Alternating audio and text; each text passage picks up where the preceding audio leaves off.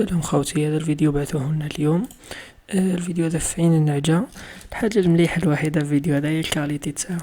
موالف نشوف ناس يحطوا كاميرا في الطوموبيلات تاعهم، الكاليتي تجي عيانة بزاف. وشنو الفيديو هذا؟ ما شاء الله ما شاء الله، كاليتي الله يبارك. المهم اللي يعرف السيد هذا يبعث لنا في تيليجرام ولا برك. شوفوا واش دخل يدير في الطوموبيل تاع السيد.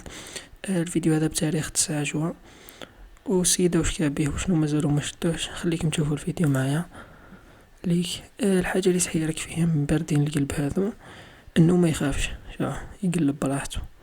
كابابل انت في الطوموبيل تاعك ما ديرش هكذا، ماهوش مديرونجي، خلاص يقلب براحته شغل ما كاين والو. مين ذاك يشوف منا ويحوس؟ مانيش عارف على واش راه يحوس، زعما هي قاعد راهم تما في وسط القش هذاك. ذو الأغلبية تاعهم يدزو حبة صاروخ ويجيو هنايا. أغلبية مش صاحي، مستحيل يكون صاحي ويدير هكذا. والحاجة اللي تضحك مرة على مرة يبدا يهدر وحدو. المهم كما راكم تشوفوا أول مرة نشوف فيديو بالكاليتي هذي. مهم الناس اللي راهم يتفرجوا متنسوش تخليونا جيم، وبربي ان شاء الله القناة غنخليها لكم غير نسليكم نتوما، يعني اللي يغلط يلقى الفيديو تاعو هنايا عندي في باجا.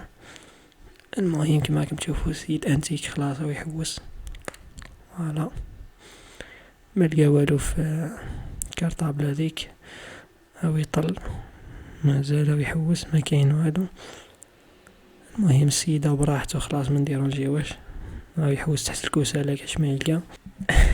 كاينه حاجة في الفيديو على بالكم السيد دي فوا ينوض يبدا يطيح، وعلى بالي كاين دي فامي هنا في القناة ما قدرتش نخليه نعسكم واش راهو يقول. مي مرة على مرة كيما راكم تشوفوا، مرة على مرة يدور يبدا يطيح ويقول كلام عيب ويعاود يرجع يحوس، مازال يحوس. ما فهمتش حتى الكلا واش راه يحوس. فوالا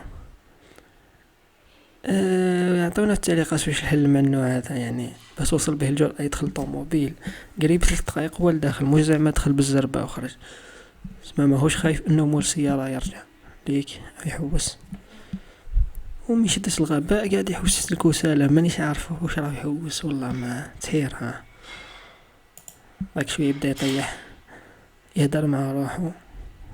فوالا هنا بدا يفقد الامل، شاف مرا فايته برا وقيلا قال بداو الناس يمجيو ولا عفسه كيما هكذا، راح يخرج وراح. هو بصح المهم ما دا والو، شنو يعني الجرأة باه يدخل طوموبيل هكذا يبدا يقلب؟ سبحان الله. كما قلت لكم اقترحوا لنا الحل، انا الحل تاعي باين خلاص بس ما نقدرش نقولو. المهم كاملة في بالكم العباد هذو ما لازمش يعيشوا ليك. المهم الناس اللي اول مره يشوفوا القناه الغرب للاخبار، نحطوا لكم اخر الاخبار كما هذو، خاصه الناس اللي يسرقوا العرايا والعصابات ومش عارف واش. المهم اللي يعرف سيدي يبعث لنا برك في التليجرام.